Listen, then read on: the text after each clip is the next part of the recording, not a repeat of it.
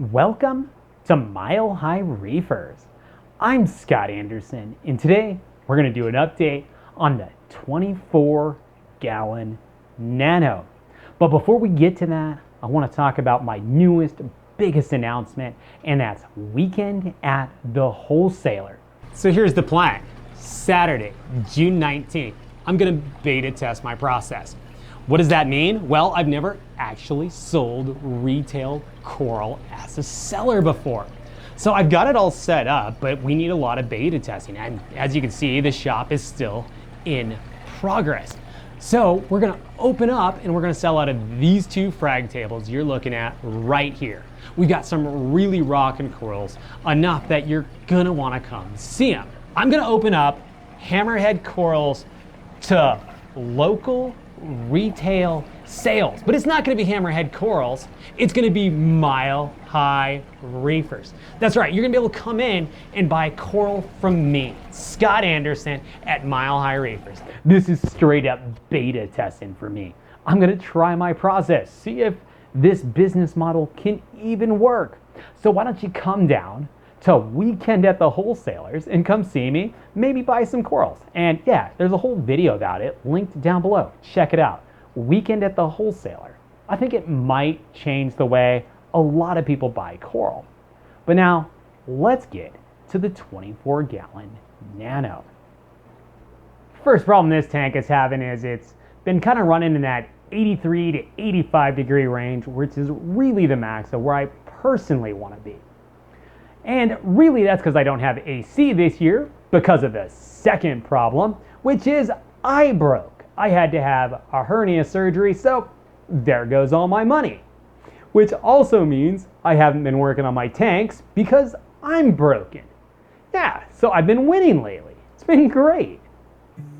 Alright, all kidding aside, I'm broken, so I haven't really worked on the tank. You'll see little banding on the bottom and top where I can't get the scraper in. And that's just how it's gonna be. But the tank's actually looking pretty good. So let's do a little coral update. So as you can see, teal pallies have taken this rock. I'm okay with that, they can have it. But you can see we got a little bit of the dino poking through there. Then on the back, we got a little here, little on this back rock up there. And you know, sandbed is mostly clear. Little couple spots, but for the most part, that purple bacteria appears to have done its job. Maybe it's higher temperatures, maybe it's all this other stuff, but man, I'm finally getting ahead of this problem. So now maybe let's go with leathers first. This front one's my Fragga Kaleidoscope. It looks fantastic in here. You've got the greenish base, those pinkish stalks, those kind of pinkish white tips. Looks completely different in this tank than the 210, but it looks cool in here. Behind it's my brushing leather, my Fragga Devil's Hand, my long tentacled toadstool. They're all thriving. The heat, the crashes, nothing's bugged them. Softies are just so great. Like, look at them, they're great. And they're easy, they don't care. My big Helio, it's destroying the chalice it's next to. Probably a bunch of other stuff. It's gotta move, but I'm broken, so it's not moving today. Hopefully we can move that coral soon. It'll be pretty sad to see that big Helio leave, but it's just doing too much damage in here. It's taking up too much space in the tank. I love it in here. It has done amazingly, but it's just too big and I can't frag it. When my heater failed on, all my monies and everything I had in back pretty well bleached out. I thought I was gonna lose most of them. My Fabia on the right is still holding on. This front side is still pretty bleachy. We'll see what it does, especially with the higher temps. The Monty in the middle is coloring up and looks like it'll live, even though it's got a long, hard road ahead of it. And same with Setosa. It's an ugly color, it's super pale, but it might recover. I mean, it's held on this long. The green Cephastria that was bleached out in the back of the tank is recovering. It's turning back into green Cephastria. I thought this stuff was completely dead, and here it is. The Leptoceras above it, it didn't care. Leptoceras is amazing. It's the hardiest stuff. Light, doesn't care. Heat, doesn't care. It's amazing stuff. And of course, these fire and ice zoas are so bright, so amazing. And of course, they don't care either. And my Zoa rock, it's really doing pretty good. Utter Chaos is taking a big part of it. Scrambled Eggs doing pretty good.